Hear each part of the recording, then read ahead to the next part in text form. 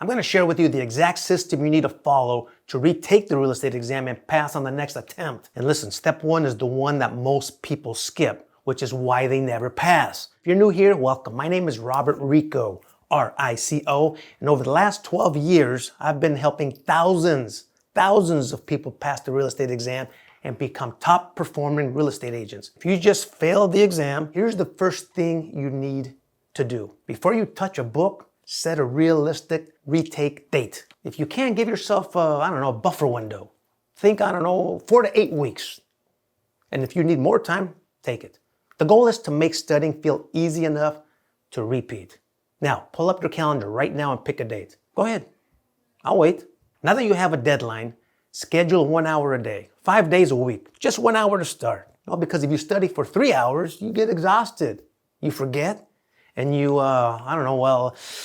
3 hours per day of studying sounds pretty awful. But when you finish a 1 hour session and you still feel all right, your brain goes, yeah, I could do this again, and I'll do it tomorrow. That's when the momentum kicks in. Momentum creates confidence. Confidence is what passes the exam. The majority of people skip this step because they give up after failing. You watched this video for a reason. Most people take the exam 2 to 3 times. Don't let failure discourage you. Use it as a learning opportunity so we can knock it out the next time. Now, step 2, organize everything you use to study in one place. Your notes, your course slides, your book, your vocabulary list, your favorite YouTube videos. Because if every study session starts with you searching for stuff, you're wasting time. And if you're wasting time, you're losing motivation. So create one study home. When you sit down, everything is ready. That makes studying frictionless. Frictionless studying builds momentum. Got that? Now let's go to step 3. Understanding what caused you to fail. If you have a score, report, or topic breakdown, use it. But even if you don't, you can diagnose using a practice exam. Here's what you do. Take a practice exam and keep track of every question you missed. That's crucial. If you start noticing a pattern like, I missed every question about loans, or I keep missing appraisal questions, or I kept getting tricked on not or accept questions, that's not bad news. That's your roadmap. Because now you're not studying everything. You're studying what you actually don't know and what's going to move your score. Our exam prep package does this for you. The exam prep package has unlimited practice exams that you can take and retake.